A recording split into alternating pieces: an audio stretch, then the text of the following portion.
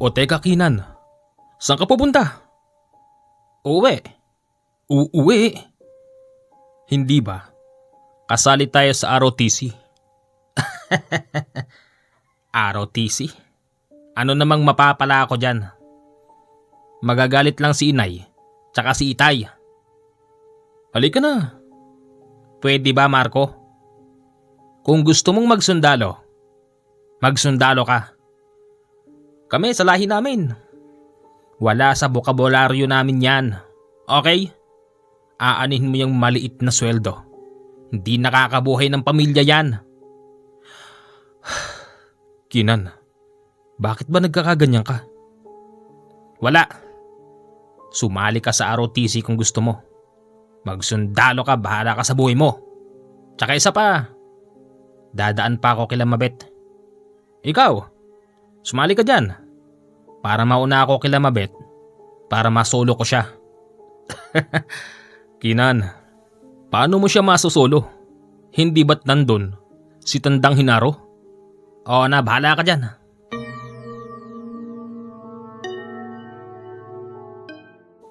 Magkababata, magkasanggang dikit kung ituring si Marco at si Kinan ng nakararami. Katunayan, madalas silang nagpupunta sa bukid upang maggapas. At minsan sabay pa silang nakukulong sa barangay nang dahil sa pakikipagbasag ulo. Tao po. Oh, Kinan. Ang aga mo yata. Maaga po uwian eh. Teka, yung kasanggang dikit mo si Marco. Nasa school pa po. Sumali sa ROTC. Aba, may pangarap maging sundalo. Ikaw ba? Ano bang pangarap mo ha? Po, sa ngayon, wala pa po. Aba, dapat mong tinutularan yung kasanggang dikit mo na si Marco.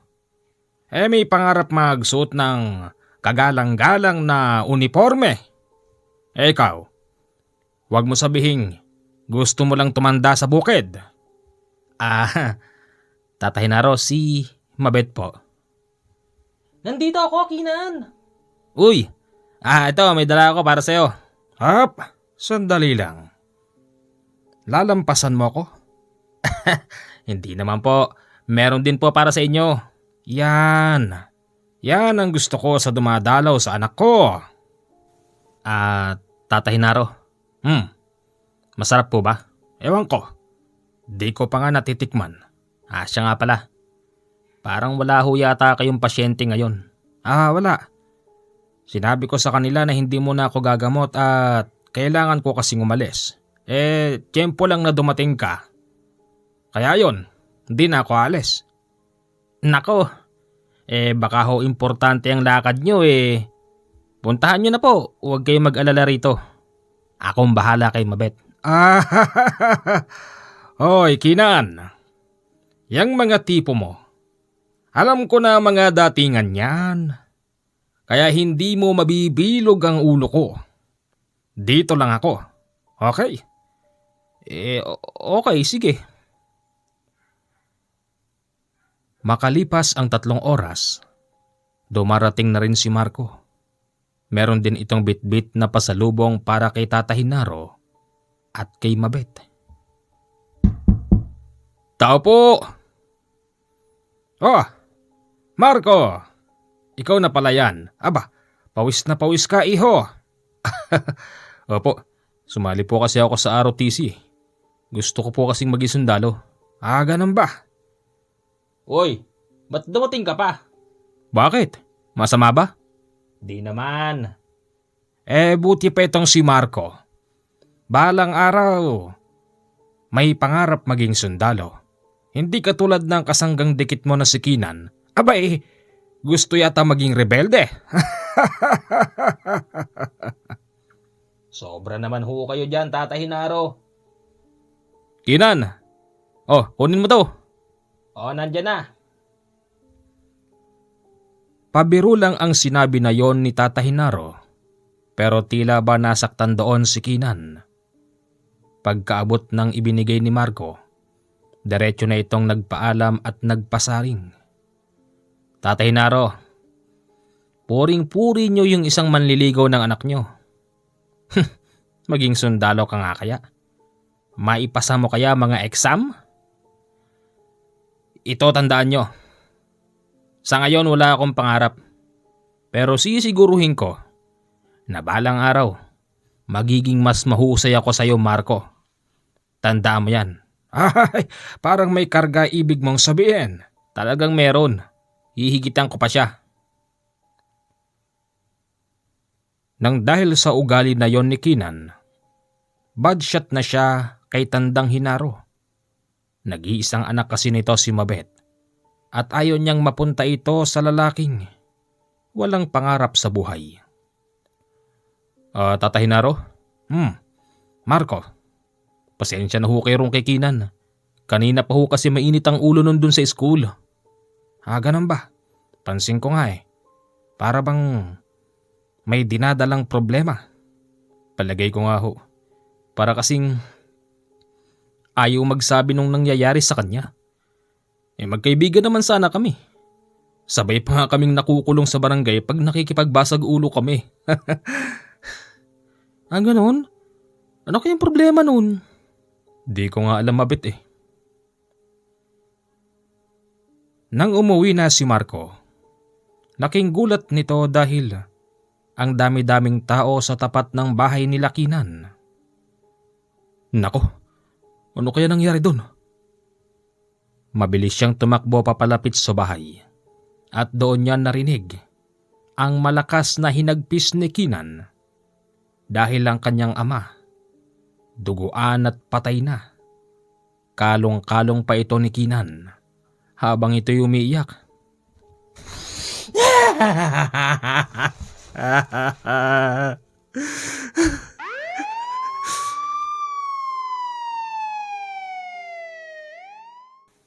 Tabi dyan, tabi! Magsigsi tabi kayo dyan! Hepe! Hepe! Alam ko na alam mo kung sinong pumatay. Natatakot lang kayo. Dahil malaking taong gumawa nito kay Itay. Hepe, pairalin mong batas sa bayang ito. Huwag kang magpadala sa mga mapeperang tao, Hepe. Sandali lang, iho. Parang may karga ibig mong sabihin. Hepe, alam kong alam mo. Bigyan mo ng hustisya ang pagkamatay niya. Kung hindi, ako gagawa ng paraan. Papatayin ko rin sila. Yan ang wag mong gagawin. Hindi mo pwedeng ilagay sa kamay mo ang batas.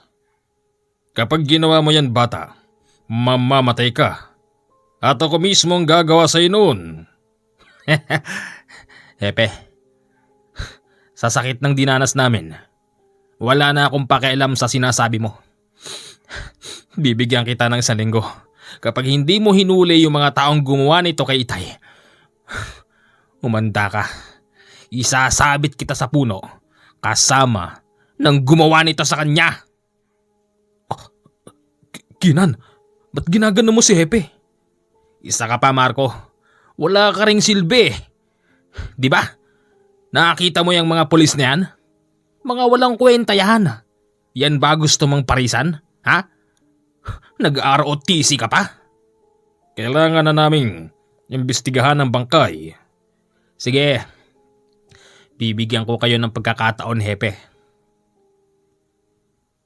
Masakit talaga kahit kanino ang mawalan ng mahal sa buhay.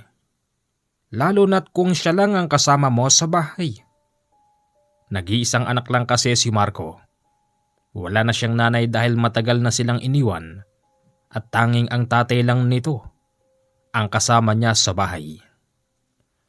Ayon sa mga bulong-bulungan, ang pumatay daw sa tatay ni Kinan, yung mga matataas na tao sa kanilang bayan. Meron kasing hindi kaluwangan na bukid sila Kinan. Meron din silang nag-iisang kalabaw. Nung isang araw lang pinatay ang kalabaw nila ng mga taong walang awa.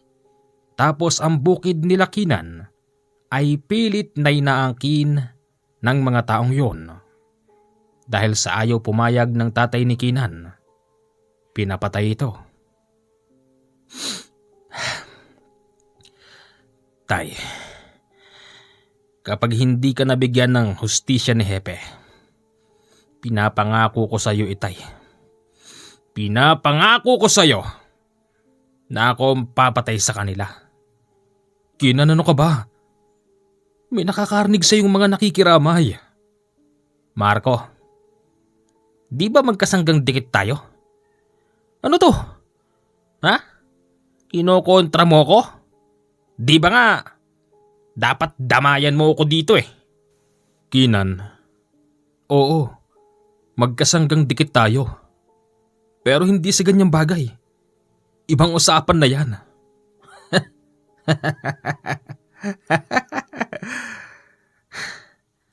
Ganun ba?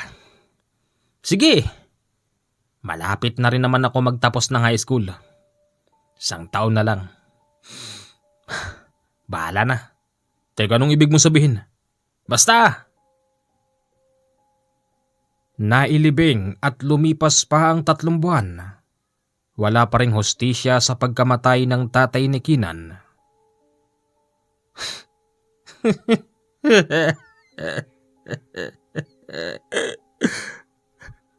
Wala pa rin. Kinan, ginagawa naman siguro lahat nila, Hepe. Ang magagawa nila. Sa ngayon wala silang makuhang ebidensya para may ugnay yung mga taong pinagbibintangan mo. Sa tingin ko, kapag ka nalaman naman na lang talagang sila ang pumatay sa tatay mo, Kinan, imposibleng hindi nila hulihin yun. Kinan, magtiwala ka sa kamay ng batas. Kamay ng batas? O baka pipe, bulag, ang batas. Marco, kamusta naman ang pagiging ROTC mo? Ayun, okay naman. Kapag naging sundalo ka, mababalitaan ko rin yan. Pero ito, tandaan mo nun, hindi na rin tayo close kapag nangyari yun. Bakit? Total, wala naman pala akong karapatan na ilagay sa kamay ko ang batas. Tsaka nag-iisa na lang ako sa bahay.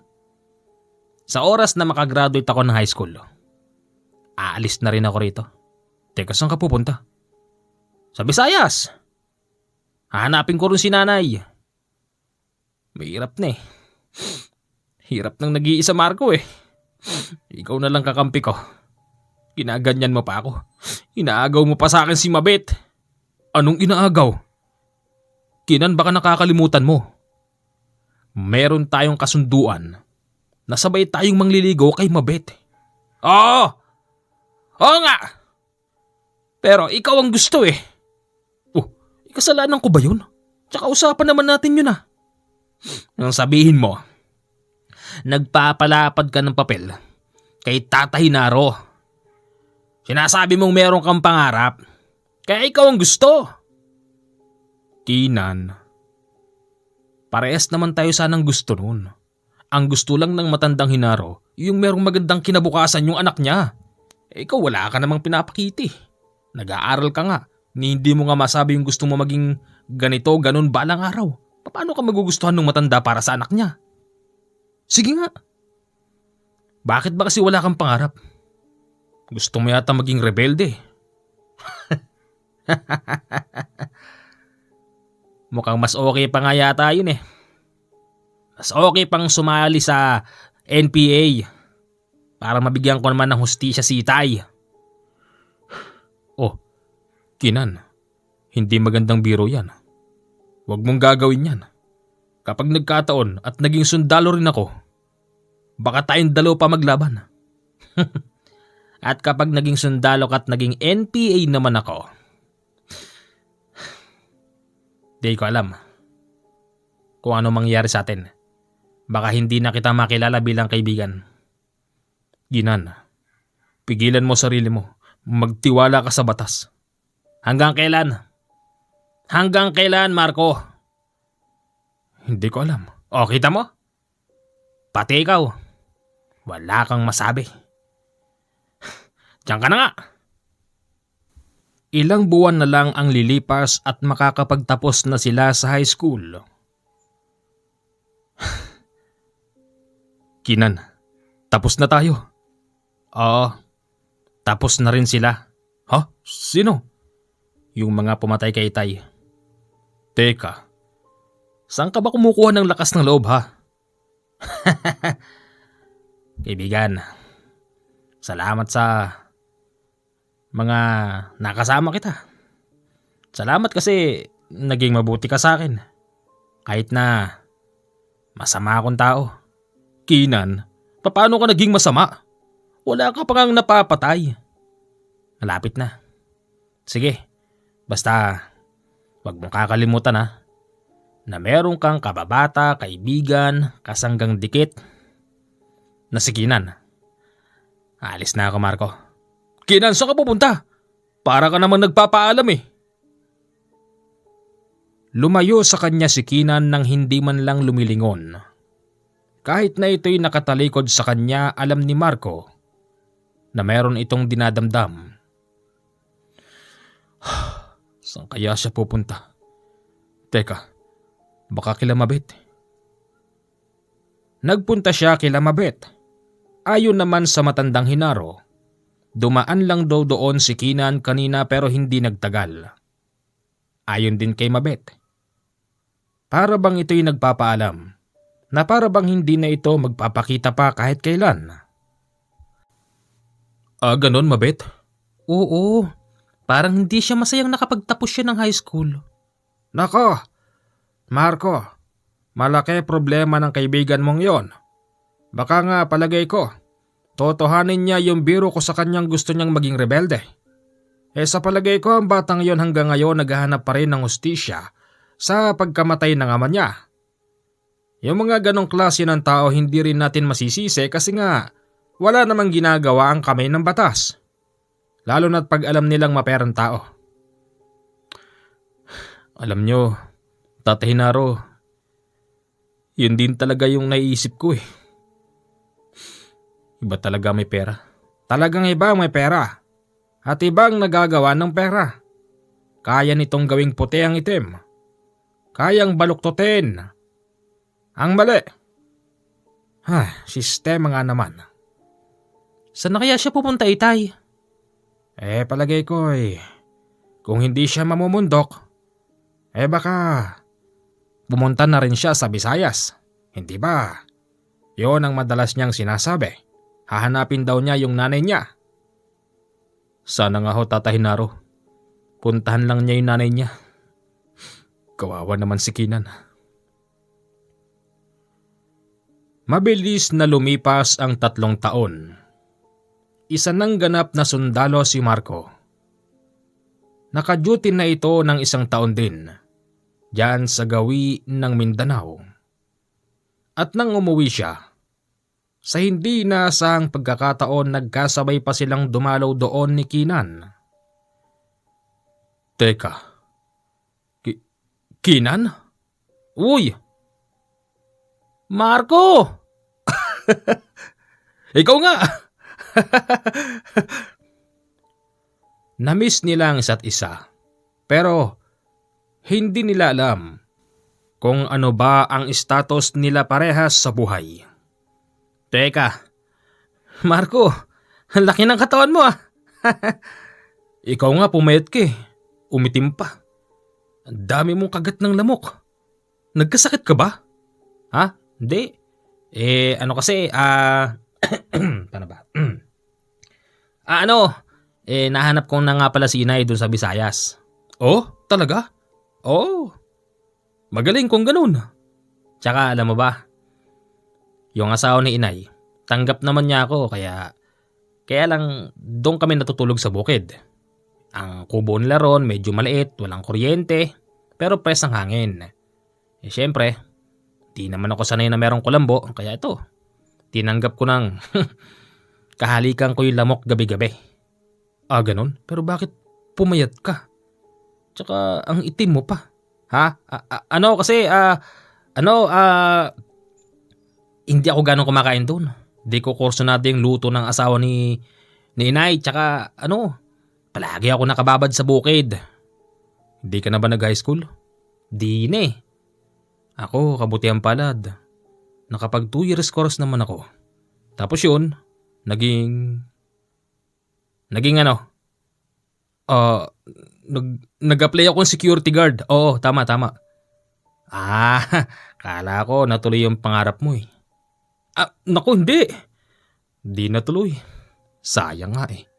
Teka, anong ginagawa mo rito? Bakit? Dadalawin ko si Mabet. Titignan ko lang kung meron na ba siyang asawa. Ikaw, bakit parang wala kaya tang balita kila Mabet? Ha? Oo, kasi sa Maynila ako nag-duty eh. Kaya ngayon lang din ako nauwi. Tara, sabay na tayo. Sige. Pagpasok nila sa loob, laking gulat nila dahil merong isang gwapong binatang nakaupo sa tapat ni Mabet. At kita rin yung isang tumpok na grocery, tapos meron ding mga bulaklak at may chocolate. Nako, yari. May nauna yata sa atin, Marco. Oo nga. Tao po. Marco! Kinan! Kayo na ba yan? Kami nga ho ito. Pero hindi ho yata maganda timing namin. Kaya nga ho. Ano Marco? Tara na? O sige. Sandali lang, saan kayo pupunta? Mabet, may bisita ka eh. Sige, mauna na kami. Oo nga naman, mahirap nang makabala dyan. Sige. Teka, sandali lang. Bakit? Bakit naman kayo aalis? Wala naman sigurong masama.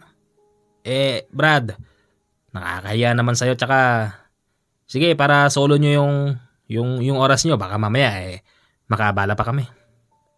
Siya nga naman Brad. Paano? Tuloy na kami. Sandali lang.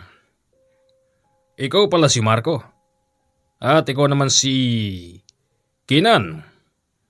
Huwag kayong mag-alala. Hindi naman ako seloso. Naikwento na rin kayo sa akin ni Tatay Hinaro at ni Mabet. Tatay?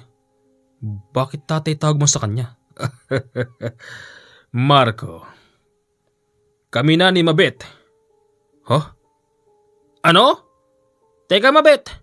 Ano to? Akala ko... Pasensya na kayong dalawa. Ang tagal niyong nawala. Halos 4 na taon. Tapos ngayon, may inaasahan pa kayong babalikan? Mga pare, ako nga pala si Ping. Ping? Taga saan ka pare? Taga Pampanga.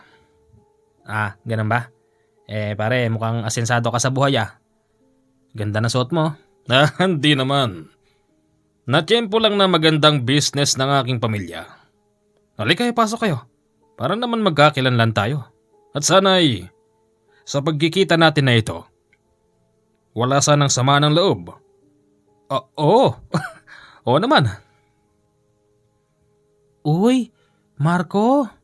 Lumaki yung katawan mo pero umitim ka din. Saan ka ba nanggaling ha? Nag-a-apply kasi akong security guard dati. Ngayon, natanggap ako. Ganon? So, CQ ka sa Manila? Security guard? O ikaw naman, Kinan, ano nang nangyari sa'yo? Bakit ang laki ng pinayat mo? Nahanap ko na kasi si inay sa Visayas. Bukid ang kinabubuhay nila ron, kaya nagbukid na rin ako. Bukid? Teka nga Brad, kanina nang magpakilalang security guard si Marco, tumatawa ka. Tapos ako, sinabi kong magbubukid ako, tumatawa ka, bakit? Hoy, baka hindi mo alam ha? Kung hindi dahil sa aming mga magsasaka, wala kayong kakainin na mga mayayaman. Bakit sinabi ko ba? Hindi ko naman sinasadyang tumawa kasi magkaiba tayo ng estado sa buhay. Kaya tama lang din si Mabet na hindi kayo pinatulang kasi parehas kayong walang pangarap sa buhay. Ay, tama na yan. Baka saan pa mapunta yung usapan nyo na yan? Naku, hindi ho. Ako lang naman ho. Binibigyan ko lang sila ng ano? Binibigyan mo kami ng ideya para yumaman, ganun ba? Oo, parang ganun. Magtrabaho kasi kayo ng maayos. Ikaw, Kinan. Oo, tama yung sinabi mo. Pero, dapat mo na rin tanggapin na walang sino mang tao ang umaasenso sa bukid. At ikaw naman, kahit paano meron kang sinusweldo, kaya lang sa taas ng bilihin sa Maynila baka kulangin pa yan sa'yo. Kung ako sa'yo, kapag kumita ka ng konti tabi mo, at kapag nakaipong ka sa loob ng 1 taon, magnegosyo ka na lang. Ganun ba? Mas okay yun. Mas okay na walang amo. Okay? Okay. Sige. Alis na kami. Sabay na lumabas yung dalawa. Para bang nangliliit sila nung mga oras na yun at hindi makalingon kila Mabet. Kinan, alam mo, sa pag-uwi ko rito hindi ko akalain na ganun pa pala'y dadatnan natin. Ako din naman eh. Saan ba nakakilala ni Mabet yung gwapong lalaki na yon? Ewan, teka hanggang kailan ka rito? Mga 3 araw lang. Ako din. 3 araw lang. Tara, inom tayo sa bahay. Sige! Namiss ng dalawa ang isa't isa. Kaya nga puro sila hagalpakan ng tawa habang nagiinuman. Talaga? Oo! Alam mo, dito sa atin, kung ang tingin sa akin dito ng mga dalaga rito ay isang magbubukid na pangit na maitim na kalawangin ng paa, pues doon sa lugar ni Inay, mala heartthrob ang tingin sa akin ng mga babae doon. Talaga? O di marami ka na naging babae doon. Masaya talaga na muling magkita ang dati nang magkasama sa hirap ng buhay. Kaya nga't puro kalokohan ang kwentuhan na kahit na walang katotohanan na pagmumukhang totoo pa rin sa pamamagitan ng espiritu ng alak. Dito ka na kaya matulog, Kinan? Nako, hindi po pwede. Kanina, galing ako ron sa may dati naming bahay, nilinis ko kasi. Tsaka namiss ko rin matulog doon mag-isa. Ganun ba? Oo, kung gusto mo, samahan mo ako doon. Naku, hindi ako po pwede, Kinan. Kauuwi ko lang din. Di ko pa nga nakakatabi yung nanay ko eh. Ganon? Sige, ikaw ang bahala. Pagsapit ng 1:00 ng madaling araw, sabay na naman silang pumunta sa bahay nila Mabet. Pero hindi nila yon pinag-usapan. Nagkagulatan na lang sila nang parehas silang sumisilip sa nakabukas na bintana. Teka, Kinan? Marco, ba't nandito ka? Gusto ko sanang makausap si Mabet eh. Di naman natin to napag-usapan kaya nga. Sinetsyempo ko na wala rin yung lalaki. Pero wala rin ang anak ko. Tatay Naro? Paano wala po? Mga binata. Sumama na si Mabet doon kay Ping. Ano? Bakit? Anong bakit? Siyempre, sila na nga diba? Tsaka isa pa, matanda na ako, alam nyo yan. Gusto ko na magkapo. Ganon? Bakit? May problema ba, Kinan? Kaya naman pala gustong gusto mo yung Ping na yun eh. Ang laki nung pinagbago ng bahay mo, Tatay Naro. Tad-tad na ng kung ano-anong gamit. Uy, ano ka ba? Huwag mo sinasabi ang karapatan nila yun. Kahit ba magpuro ginto, etong kubo ko. Wala na kay Ron. Yon ang gusto ko sa lalaki. May pangarap sa buhay. Hindi nyo katulad na dalawa na isang sikyo at isang magsasaka lang. Magsasarado na ako ng bintana. Pakiusap lang umalis na kayo. Baka tigalpuhin ko pa kayong dalawa eh. Yan, diyan ka magaling. Yang pagiging peking albularyo mo, Tatay Naro. Tarna, Kinan. Hindi Sinasabi ko lang yung totoo. Matagal ko nang gustong sabihin nyo na hindi naman talaga albularyo to eh. Meron bang albularyong naniningil ng 20-20? Halika na. May araw ka rin sa akin. Babalikan kita. Halika na.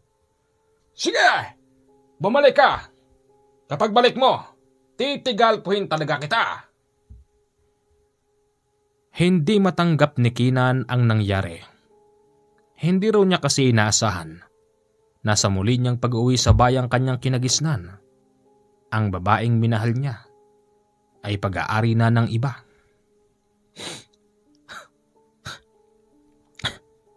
Alam mo, sumama lang ang loob ko eh. Dapat pala di na ako umuwi rito eh. Kinan, ikaw na rin ang nagsabi na para kang heartthrob dun sa probinsya nung nanay mo. Marami naman palang babae dun eh. Bakit? Di ka na lang pumatol dun. Sabi ko lang yon. Ganon? Kala ko totoo. Siyempre, hindi totoo yun. Tara, uwi na tayo. Pagsapit ng 9:00 ng umaga, laking gulat noon ng dalawa dahil sa paligid pala ng bahay ni Tata Hinaro, may mga tanim siyang kamatis. Ang lalaki ng bunga ng mga yun at kitang-kitang nakasabit dahil meron itong balag. Tignan may matanda. Meron pala siyang kamatisan, di ko napansin kagabi. Ako nga rin eh. At anong masamang hangin ang nagdala sa inyong dalawa rito, ha? Hingi lang po kami ng sorry. Ganon. Sorry ho. Lasing kasi kayong dalawa. Ang alak, nilalagay sa tiyan, tapos iniihi. Hindi nilalagay sa ulo. Okay. Okay po. Nang dahil sa nangyari, hiyang-hiya sila sa matandang Hinaro. At makalipas pa ang isang araw, umalis na sila sa kanilang bayang kinagisnan. Tiyempo naman na si Marco ay nadistino na noon sa gawi ng Kabisayaan.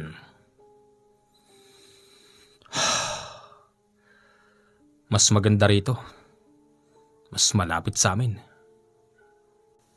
Yun ding araw na yon nagpatrolya ang tropa nila Marco. Pupuntahan nila ang liblib na bahagi ng bayan na yun dahil hindi ito nararating ng mga kapulisan.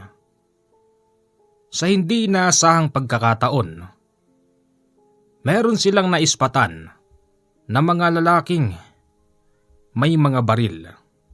Nang dahil doon umalerto sila at bigla silang pinutukan.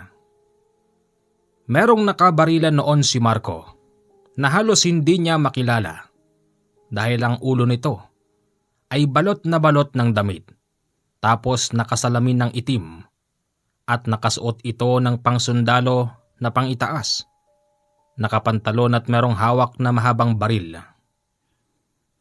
Nang magkatutukan silang dalawa, tiyempong parehas na silang walang bala. Pero mabilis na kumilos ang rebelde. Nakapagkarga agad ito ng bala. Tinutukan nito si Marco tapos nilapitan. Wag! Suko na ako! Wag mo akong papatayin! Akalain mo nga naman ako. Biglang may pumutok na isang beses at nagtatakbo ang rebeldeng yun. Maya-maya pa yung kasamahan ni Marco ay dumarating. Sarge! Okay ka lang? Ayos lang ako, Sarge. Nagtataka sila kung bakit hindi siya binaril ng rebelde. Samantalang, malapitan na sila nung oras na yun. Tinanong din si Marco ng isa pang sundalo kung anong nangyari. Hindi ko alam, Sarge. Kala ko papatayin niya na ako eh. Basta meron siyang sinabi. Tignan mo nga naman, sabi niya. Nang dahil sa nangyaring yon, nagsagawa pa sila ng operasyon upang tugisin ang mga rebelde. Pero hindi na nila nakita ang mga yon kung saan nagsuot. Saan kaya sa Visayas yung kababata ko na yon? Sana magkita kami rito. Maluwang ang Visayas, kaya't mahirap hanapin ang nag-iisang tao.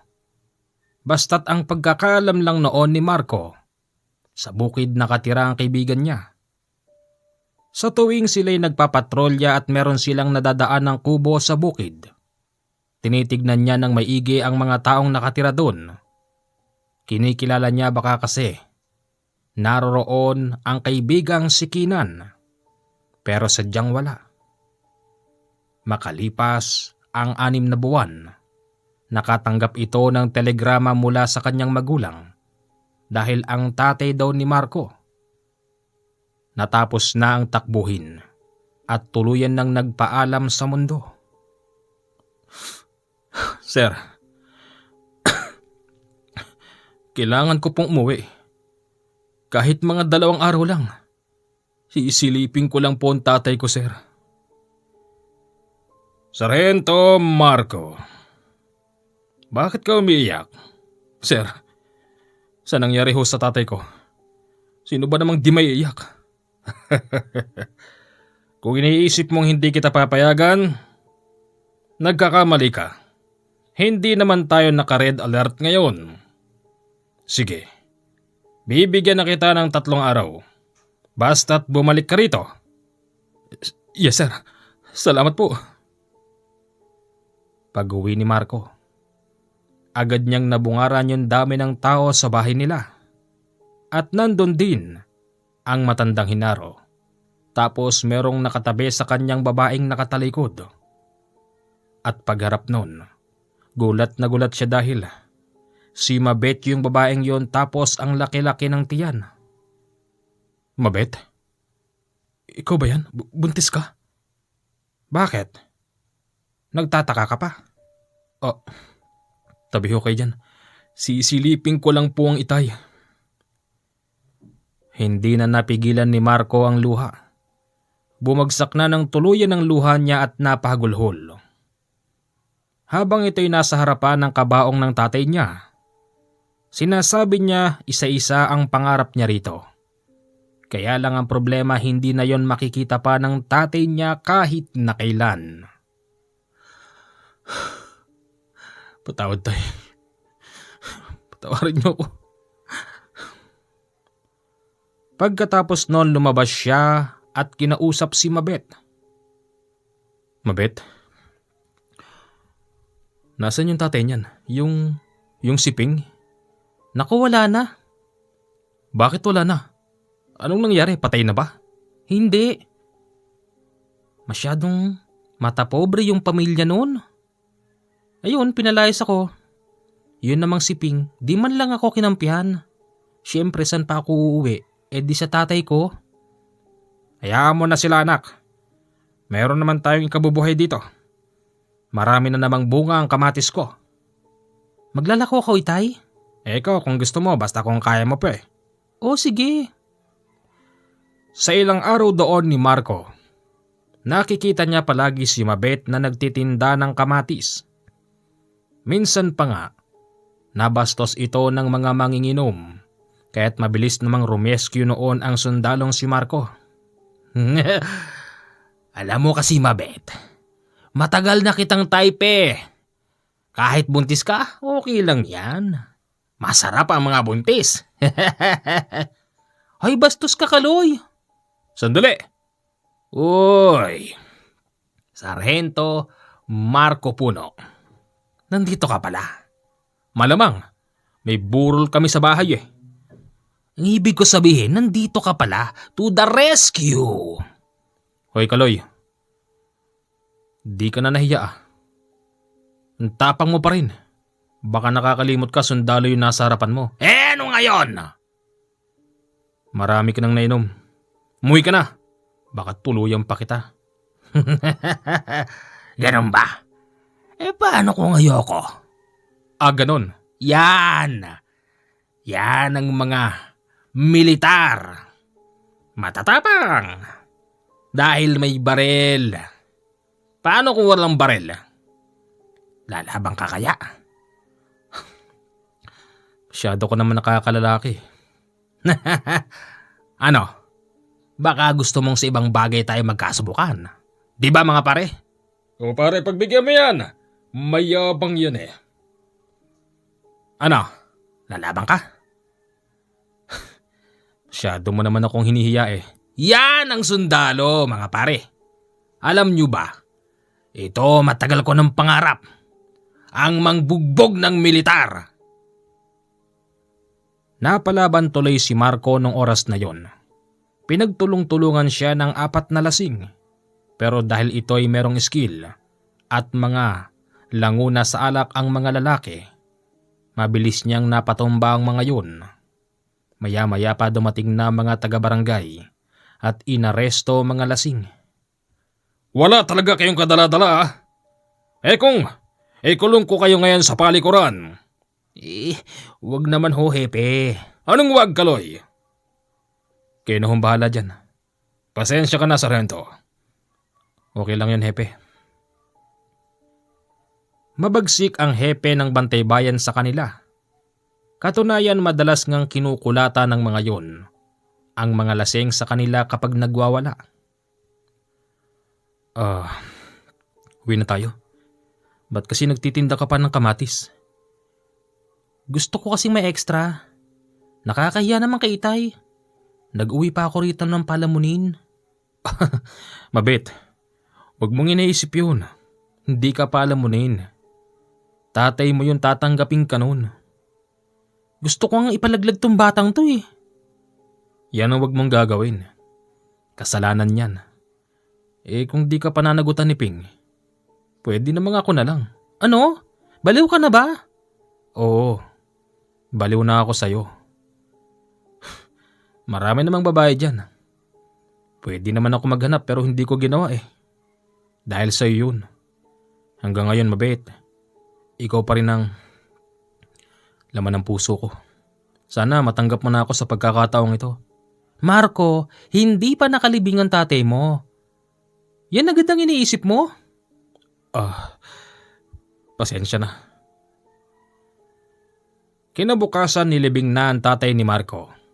Pero hindi pa rin ito babalik sa destino dahil meron pa siyang isang araw na natitira. Muli siyang bumalik sa bahay nila Mabet. Laking gulat niya dahil may nakaparadang kulay pulang kotse. Tapos sa loob ay naroroon ng isang lalaki. Mabet, mahal. Alam kong masakit ang mga sinabi sa iyo ng madrasta ko, pero hayaan mo na sila. Pwede namang tayong dalawa na lang. Magsama tayo. Hindi tayo uwi ng Pampanga. Doon tayo sa Aklan. Meron kaming rest house doon. Ha! Hi, Ping. Ako'y masakit na ang tenga ko. Diyan sa mga matatamis na salita mo. Tatay Hinaro, pagbigyan mo na ho ako. Last na po ito. Pananagutan ko na po ang anak po ninyo. Sige na po. Mabet, anong desisyon mo? Hindi ko alam. Huwag, Mabet. Huwag kang sasama sa kanya. Ito ko. Ako na lang. Hoy! Ha! Ikaw pa rin security guard? Para sabihin ko sa'yo, naging low-key lang ako nung panahon na yon. Hindi ako security. Kita mo to? Baka hanapin ng agency nyo ang baril na yan. Huwag mo ako matakot-takot yan dahil meron din ako niyan. Ulitin ko sa'yo. Naging low-key lang ako nung panahon na yon at ayoko magpakilala. Bakit, sino ka ba? Ako si Sargento Puno. Sargento Puno? Ano ka, sundalo? Oh, isa ako sundalo. Kaya umayos ka. At huwag mong ipagmamalaki sa akin na meron kang baril. Ganun ba? Pasensya na. Sa araw na yon nagdesisyon si Mabet. Sumama pa rin ito sa lalaking nakabuntis sa kanya. Wala namang nagawa noon si Marco. Mabet, sinaktan ka na niya eh. Nandito ako. Tatanggapin kita. Brad, tumabi ka dyan. Alis na kami. Tay, kapag kailangan mo kami, puntahan mo lang kami sa Aklan. Sige, Ping. Alis na kami, Tay. Sige, anak. Dinaanan lang ni Mabet si Marco na parabang hangin na parabang walang nakikita hanggang sa ito ay sumakay na ng kotse. Wala talaga. Wala talaga akong pag-asa. Marco, kung ako lang tatanungin, sana ikaw na ang pipiliin ko para sa anak ko, kaya lang hindi naman ako makikisama sa'yo, iho. May sariling desisyon pa rin ang anak ko. At ako naman bilang isang ama, kailangan ko lang maging supportive tatay. Kaya pasensya ka na. Teka, saan ka ba ngayon nakadestino? Sa Visayas po. Ganun ba? Mag-iingat ka na lang ha. Oo. Lumipas pa ang 2 buwan. Laking gulat ni Marco dahil nakatanggap ito ng telegrama mula sa matandang Hinaro. Telegrama? Bakit? Para saan to? Dali-dali niyang binuksan ang sulat at laking gulat niya ang nakalagay doon. Nawawala daw si Mabet. Ano? Nawawala si Mabet?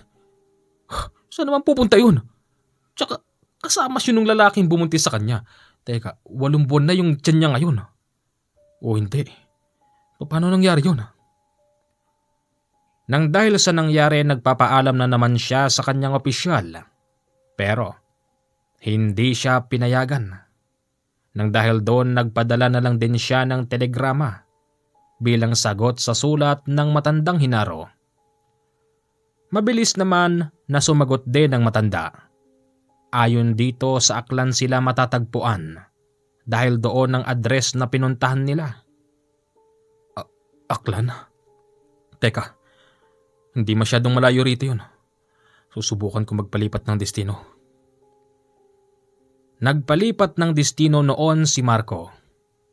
Sa paglipat niya ng destino, malapit na siya sa Aklan. Nang dahil doon, malapit na rin niyang mahanap ang babae. Malaki ang pag-asa ni Marco na makikita niya pa ang babaeng minahal niya. Tapo, ano yan? Kilala niyo ho ba itong babaeng to? Bakit? Hinahanap ko ho siya. Parang namumukaan ko siya, Sher. Parang doon siya nakatira. Saan ho? Doon, diretsuhin mo yan. Yung papataas na bahagi na yan, merong papakalawang maliit na eskinita. Doon ka magtanong kasi parang doon ko namukaan yung babaeng yan. Salamat ho. Mabilis siyang nagtungo doon. At pagdating niya roon, naroroon na rin si Tandang Hinaro. Tapos si Ping. Itay, hindi ko nga ho alam eh. Bigla na lang siyang nawala.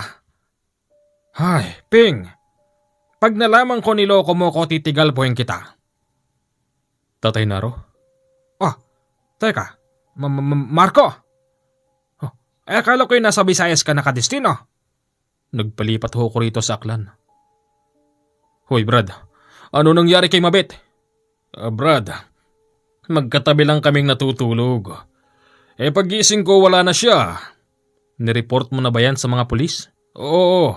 Ginagawa na rin nilang lahat para mahanap ang asawa ko. Ganun ba? Kapag hindi pa nila nahanap si Mabet, hihingi ako ng tulong sa albularyo.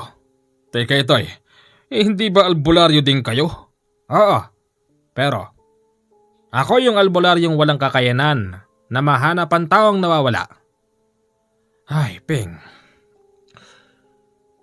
1 buwan na lang at manganganak ng asawa mo.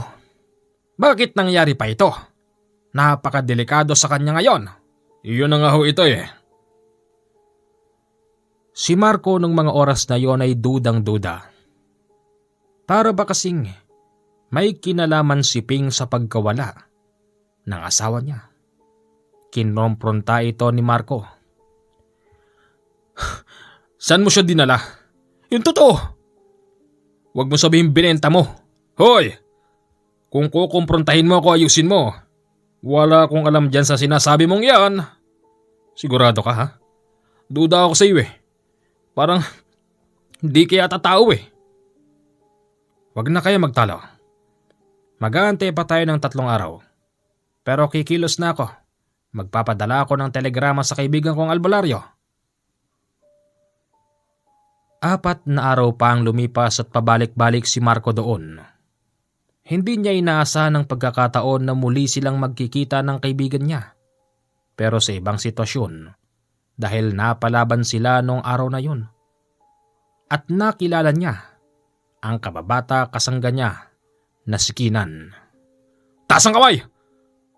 Oh, nakataas na ang kamay ko.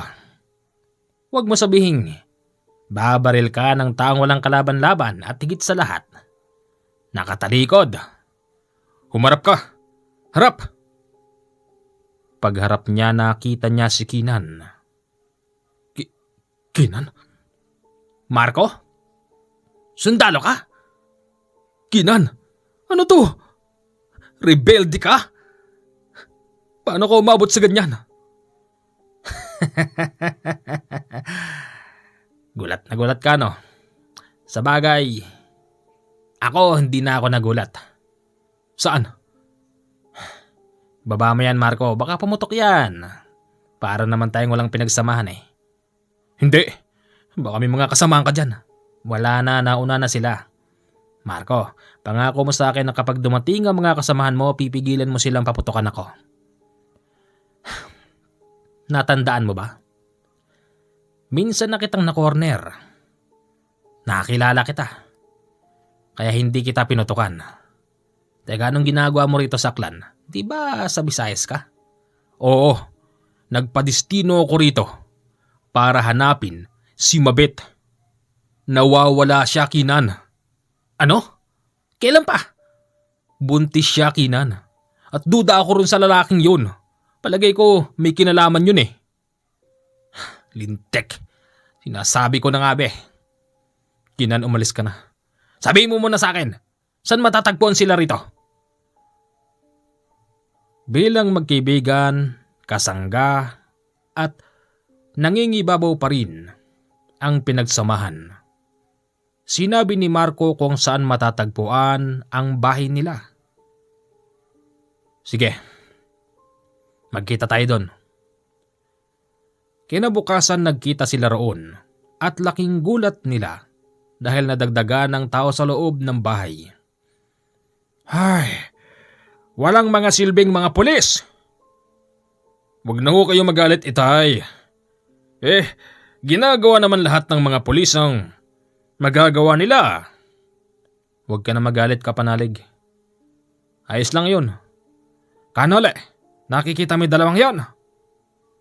Isang rebelde at isang sundalo. Ano? Sinong rebelde dyan? Ito, tumpayat. Yun nasa kanan. Sundalo yan. Magandang maga ho. At kayo na naman. Anong may tutulong nyo rito, ha? Tatay Naro, sa hindi ho inaasahang pagkakataon, nagkita kami sa inkwentro. Nabanggit niya ho sa akin na nawawalang araw ho si Mabet. At ikaw ang salarin! Ano? Huwag mo akong pagbibintangan. Wala akong alam dyan. Ikaw ang salarin. Duda ako sa iyo eh. Saan mo dinala si Mabet? Kapag hindi ka pa nagsalita ngayon, bubutasin ko ng bala ko yung bungo mo. Sandali lang, wag masyadong matapang. Alam ko na kung saan matatagpuan yung babae. Sigurado ka, Kanole? Oo naman. Kung ganon, alam mo na kung sinong traidor dito. Oo, pero hindi ko sasabihin, baka mapano. Nung mga oras na yon, tumitingin si Kanole kay Ping. Nabasa na kasi nito ang isipan noon na talagang ito ang may sala sa pagkawala ng babae. Yan totoo. Saan siya nagpunta nung araw na yon? Naglalako ng kamatis. Tapos, pinadampot mo. Ikaw pala eh. Teka sandali lang. Huwag mong gagawin yan. Maraming tao rito, baka makulong ka. Tandaan mo, rebelde ka. Pwede kitang arestuhin. Di arestuhin mo. Bakit? Masama bang magalit? Tandaan mo, Marco. Dalawa tayong nagmahal kay Mabet. Kung isa sa atin ang pinatulan niya, malamang hindi ka sundalo ngayon at hindi ako rebelde ngayon. Napaamin din nila si Ping nung mga oras na yon. Ayon dito, ibinenta raw niya ang asawa niya sa isang mayaman na apam kasi wala na raw silang pera at hindi na sila sinusuportahan pa ng magulang nito sa Pampanga. Galit na galit naman ang matandang Hinaro. Tapos yung dalawa. Langiya ka? Kung alam lang namin na gano'n ang gagawin mo, hindi na sana kami pumayag na ikaw mapangasawa. Tama na yan. Puntahan na lang natin yung lugar. Siguraduhin mo lang, Ping, na doon namin matatagpuan si Mabet. Kapag nalaman naming niloko mo kami, bilang sa sundalo, na meron tangan na baril, papatayin kita. Pinuntahan nila kung saan nakatira ang nasabing apam. Ayon sa kanilang pagtatanong, hindi raw apam ang nakatira doon. At para bang meron takot ang mga tao dahil hindi nila masabi kung anong uri ba ang nakatira doon. Bakit humanang? Bakit ho ayaw niyong aminin? Para kayong takot na takot. Mamang sundalo, mahirap nang magsalita, baka madamay ang pamilya ko. Manang, huwag ka matakot sa akin. Hindi ako sundalo. Rebelde ako. Sanay ako pamatay. Sabihin mo na, uubusin ko yung lahi ng nakatira dyan para wala nang babalik pa. Nandun din si Kanole nung mga oras na yun. Tahimik lang itong nagmamasid. Hanggang sa umalis na yung dalawa. Manang, isa ho akong albularyo. Bakit po di nyo sabihin? Pero kung sa bagay, kahit hindi mo sabihin, alam ko na kung anong klaseng tao nakatira dyan. Hindi apam, di ba? Aswang, tama ko? Oho! Sabay takbo ng matanda nang sabihin yun. Hinabol ni Kanole yung dalawa at sinabihan na mag-ingat. Mag-iingat kayong dalawa. Aswang ang nakatira dyan. Kahit ba aswang eh. Hoy albularyo, di ka dapat kasama rito. Masyado kang gwapo para sumama sa mga operasyon na ganito. Doon ka na lang sa city. Maghanap ka na lang ng babae doon. Mag-iingat kayo. Baka hindi tumalab yung mga gamit nyo na yan. Mas makabubuti, yung mga bala nyo ibigay nyo muna sa akin at uorasyonan ko para tumalab. Palagay mo, may oras pa ba tayo para dyan? Saglit lang to. Sige na. Binigay nila ang lahat ng bala at inorasyonan ni Kanole. Makalipas ang 1 oras lumakad na sila. Madilim na nung mga oras na yun, kaya sila nakapasok sa loob ng bakuran. Mula sa kanilang nilalakaran ay nadidinig nila ang sigawan. Mula sa babae at mula din sa lalaki. Halakhak ng mga nakakalokong lalaki na parabang nag-e-enjoy na sa ginagawa nila. Kinan, ako mauna. Backup ka lang ha? Sige. Ikaw albularyo, wala ka namang may tutulong dito, umalis ka na. Yun ang akala nyo. Baka ako pa nga magsalba sa inyong dalawa eh. Dahil aswangan nakatira dyan. Sa ingay ng pag-uusap nila, naulinigan yun ng isa sa mga lalaking nagmamasid. Ayun! May mga tao! Naku, nalintikan na. Ang ingay nyo kasi eh. Inaasahan nilang puputokan sila pero walang pumutok na baril. Hanggang sa nakita nila mula sa ikalawang palapag ng bahay, may nagtalunan na mga lalaking nakaitim at mabilis silang sinunggaban. Pinutukan nila ng maraming beses ang mga lalaki kaya't agad silang natumba. Kita din nilang nakabao ng bala sa katawan ng mga yun. Wala ka pala eh, tayo! Hindi na makatayo ang mga aswang, pero kita ni Kanole na meron pa ring buhay ang mga yun, kaya't binalian na lang niya ng ulo ang mga aswang at tuluyan ng pinasok ng dalawa ang loob ng lumang bahay. Pagpasok nila doon nakita nilang si Mabet, nakahubot-hubad, walang malay at nakahiga sa mahabang mesa. Tapos merong 2 lalaki sa magkabilang tagiliran nito. Isa sa kanila merong hawak na mahabang kutsilyo. Sa bandang ulunan naman ni Mabet, merong isang malaking ribulto ng demonyo. Nang makita yon ni Canole, pinigil niya yung dalawa dahil tiyak na maapektuhan sila. "Wag! Hindi biro yan!"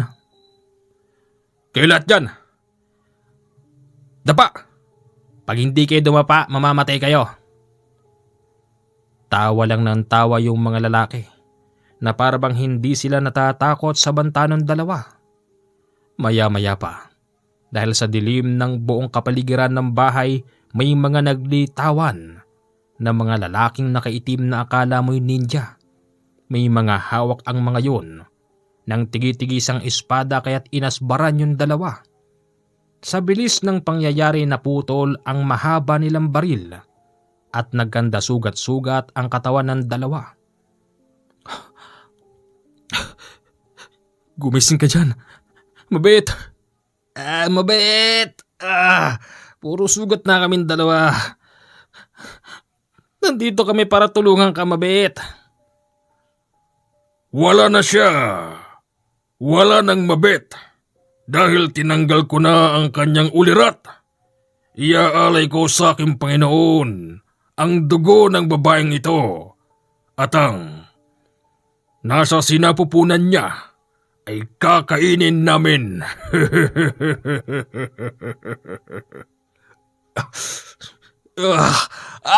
Ariko! Pinipilit ng dalawa makatayo pero hindi talaga. Merong kasi silang mga malalalim na sugat sa paa, sa hita, sa likod at kung saan-saan. Hanapin niyo yung lalaking nakasando ng puti.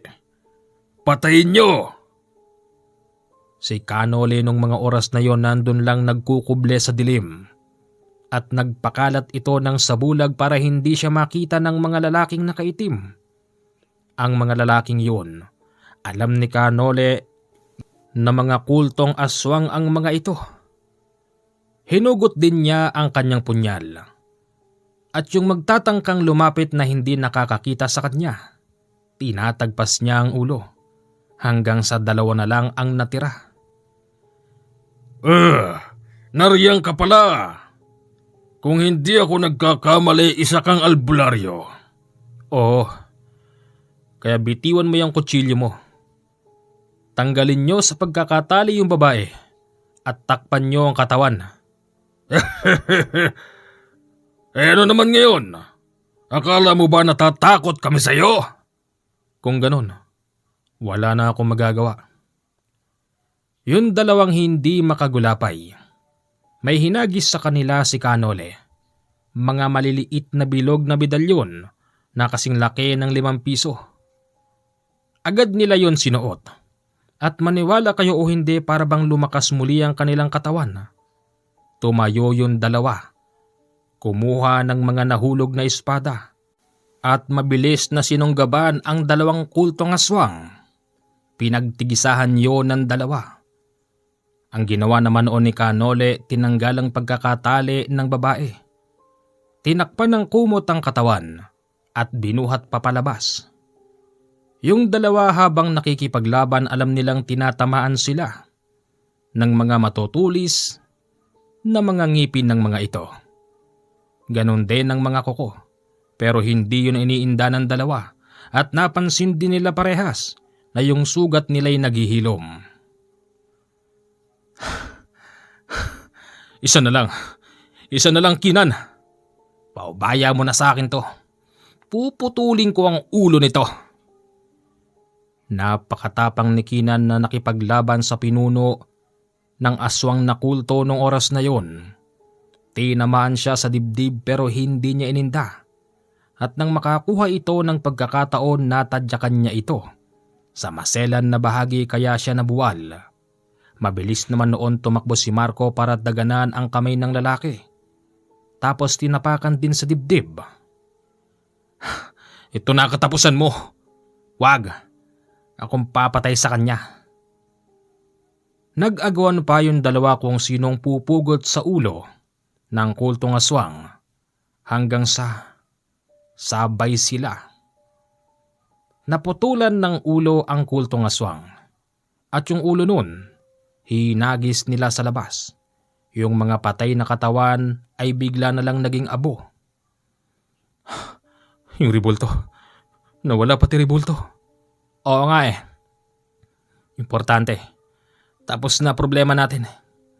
Kinan, bumalik ka na. Iwanan mo na yung kilusan. Hindi ko masasabi, Marco. Hindi ganun kabilis. Makaalis dito. Buhay ang pinuhunan ko rito. Kaya buhay din ang kapalit kapag umalis ako rito. Inabutan nila si Kanole. Nandun na ito sa labas ng bakuran. Tapos ang babae meron ng malay. May malay na siya. Sino kayo?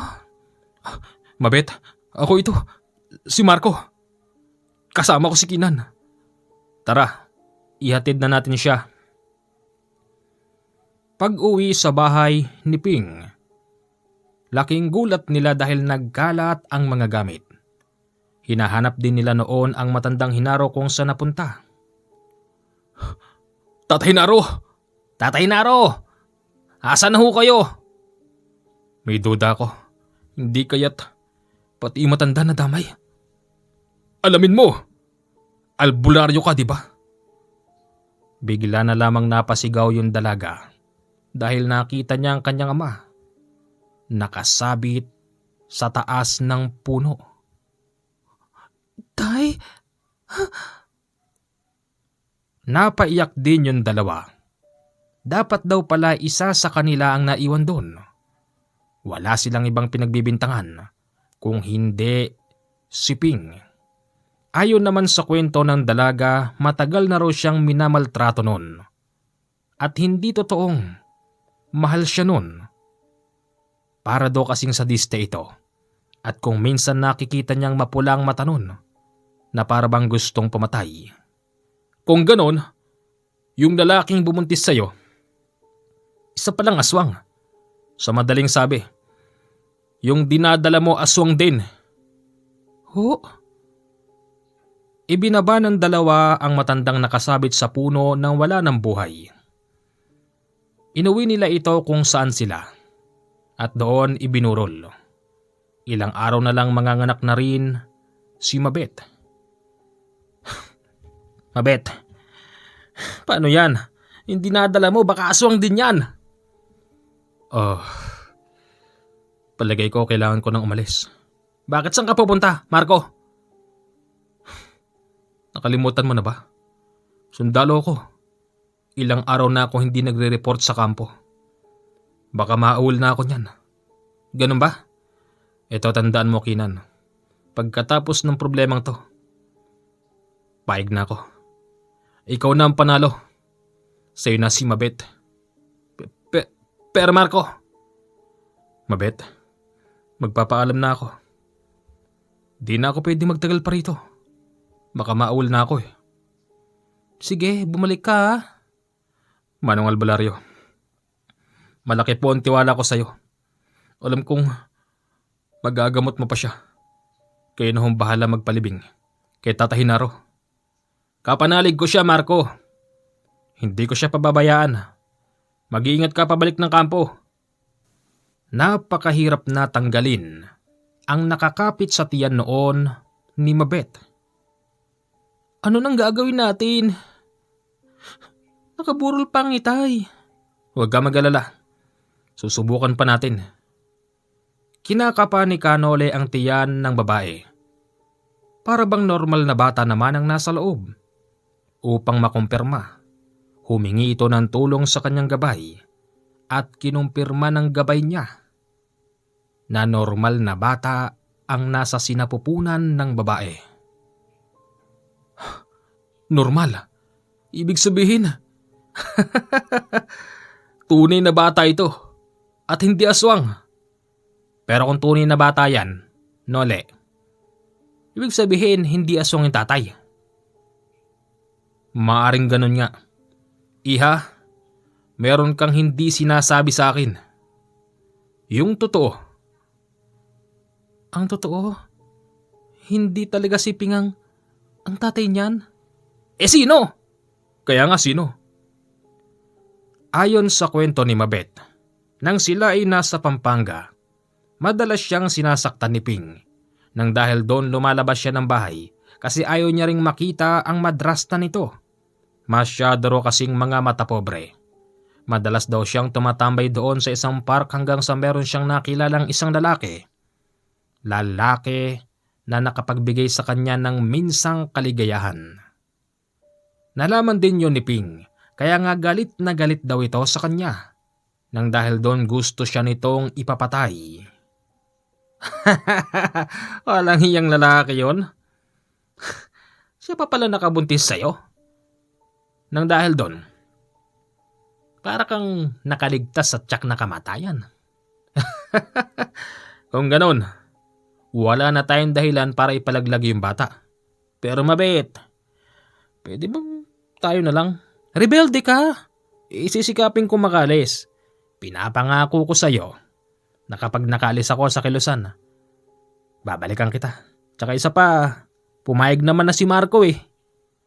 Kahit na, rebelde ka pa rin. Paano pagka nakalis ako? Teka, ninong ako dyan. Oo naman. Nanganak na ng tuluyan noon si Mabet. Bago pa man, mailibing ang tatay niya. Masakit lang na katotohanan na matay ang tatay nito nang dahil sa maling tao. Pagkatapos noon bumalik naman na si Kinan kung saan ito nagkukuta. Inaasahan ni Mabet ang pagbabalik niya. Ang problema, hindi na ito nakabalik hanggang sa kanilang nabalitaan. Natagpuan na lang daw na palutang-lutang ang katawan ni Kinan. Ibig sabihin namatay din si Kinan at wala ng lalaking babalik pa sa kanya. Makalipas ang 1 taon, si Marco naman ang nagpakita. Gulat na gulat ito nang malaman niyang patay na si Kinan. Ang pagkakaalam daw ni Marco, silang dalawa ang nagkatuluyan. Hindi na siya nakabalik. Baka pinatay siya ng mga kasamahan niyang rebelde. Gano'n naman talaga. Pag pumasok ka, medyo madali. Pero susubukin ka nila. Pero kahit gaano ka pa katapat sa mga yan, at tumiwalag ka, papatayin ka rin nila. Bandang huli, si Marco at si Mabet ang nagkatuluyan. Naging anak-anakan ni Marco ang anak ni Mabet at tinanggap niya man niya ito nang maluwag sa kanyang puso. Bandang huli, kinasal din sila at ninong pa nila si Kanole. Magandang gabi po sa inyong lahat. Ito ang ating kwento. Sa mga gustong makipag-ugnayan dyan, meron po akong Viber 094852308887. At kung wala naman kayong Viber, pwede rin po sa WhatsApp. Yan din po ang aking number doon. Okay? Maraming salamat po.